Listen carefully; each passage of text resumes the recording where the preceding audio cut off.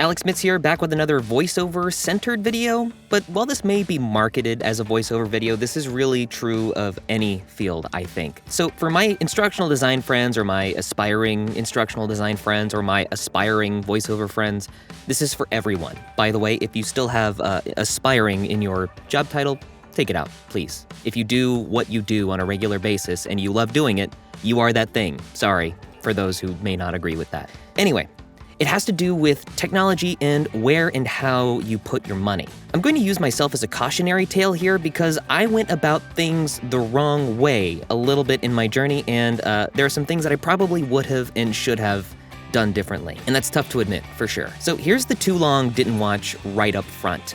Be wise in your spending decisions based on where you are in your personal journey. Unfortunately, the term industry standard has become rampant across most of the fields that I make my money in, such as voiceover and instructional design and web development. Industry standard microphones, industry standard software, industry standard audio interfaces, industry standard blah blah blah, you get it. Unfortunately, the phrase industry standard pretty much always comes with a pretty hefty price tag. And even less awesome, most people are willing to pay for these things before they really need them or are ready for them, myself included. Granted, at the time I had the money to spend, and I did eventually end up growing into some of these purchases, but I sure could have saved a lot of money had I listened to that conventional wisdom, and I really didn't need those things. For example, I purchased a microphone parts S87 for roughly $500 once upon a time, and it sounds amazing. However, I was drawn into what I'm using now, which is the TLM 103 by Neumann. I heard all the hype of, oh, you need this because this is what studios use, and if you're going to record from home, you need to use what they use and blah blah blah.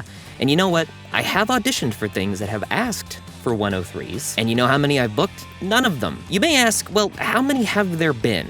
Maybe 5 out of hundreds of other auditions that did not care which mic I used as long as my studio space is treated and free of noise and reflections. Which, by the way, I think my heater just kicked on right now, which is kind of a no-no, but I'm kind of on a roll, so I'm just gonna go with it. And for my voice, I really like the S87, and I think I like it better. I just haven't switched it back out yet.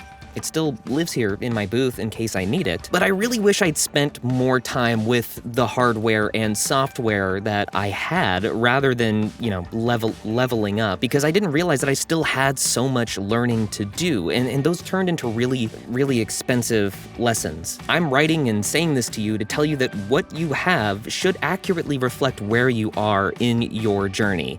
And you should only shell out the money if you need that piece of equipment to make real steps. And you should never shell out the money if you can't really afford it, regardless of how ready you are for it. Please don't go into debt to level up, because that's really a level down. Don't take cash away from the important things in life, like important monthly payments, or, saving for trips with loved ones when it's safe to do so. Don't take money away from those things in order to buy stuff that you don't really need. If you're still learning, learn on the inexpensive stuff. Notice I didn't say cheap stuff. There is a floor when it comes to gear and software, especially when you're trying to put out an acceptable product or deliverable. But you shouldn't be reaching for the ceiling if you've only been doing this for like 3 months. It's like that line in that Spider-Man movie. If you're nothing without the suit, then you shouldn't have it. The same's true here. If you think having a better mic will make you a better actor, it won't. If you think Photoshop will make you a better designer, it probably won't. Instead, realize when you have made strides in your field and that you literally cannot grow anymore without access to these things. It's a lot to ask that you do that, and it will be really hard to get real with yourself, but I promise it's worth it. I know so many voice actors who book way more than me on mics that cost way less than this one. And if you don't believe me, that's fine. But let's go ahead and listen to a guy who actually casts voices and talent and stuff in some pretty big projects. Hey, what's up? I'm Jason Lord, and I do all those things that Alex just said, so no need for an introduction. Sometimes studios need a way to consistently ensure that the quality of the media that they're putting out with their clients or the internal standards that they create for themselves are constantly being met. This is where the phrase industry standard comes from. Most people tend to see that word with a level of boogeyman-esque fear, but the truth is people should be looking at it as a bar of excellence to be cleared. Now, it is true that people have used this phrase as a way to stymie younger artists who maybe don't have the funds to be able to buy the newest, biggest, baddest piece of equipment on the market. That's not always the solution to the challenge of reaching that industry standard.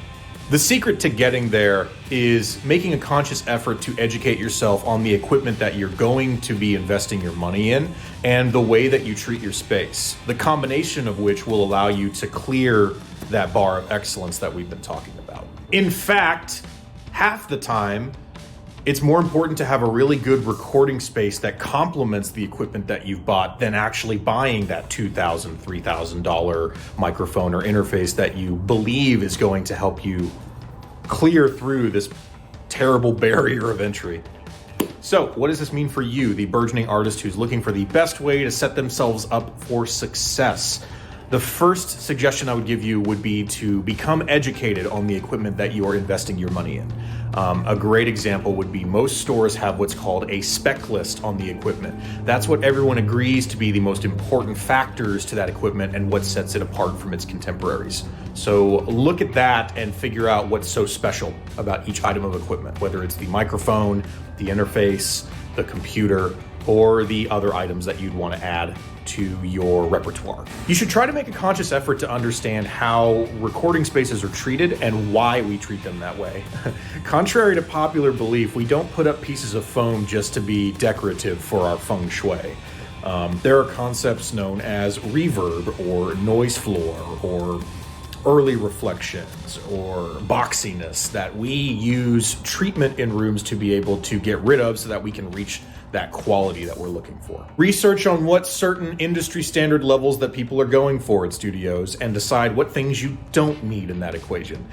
You don't need 4 monitors in a booth. You don't need all the fancy bells and whistles and doodahs and stuff. I'm sure that works well for like a Twitter selfie or something like that, but once you're in the thick of it and doing work, try to keep everything simple and concise if you can.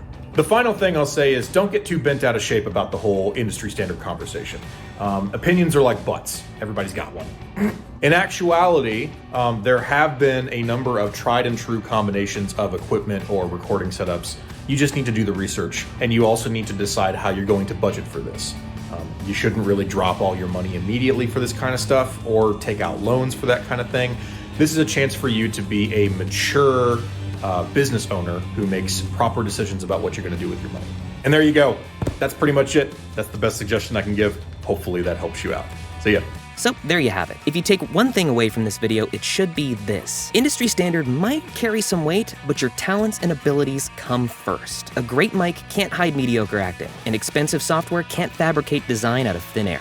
Get real with yourself, save your nickels and dimes, and learn to love what you have right now. And learn to love what you can do as a person, as an artist, as a creator. Mwah!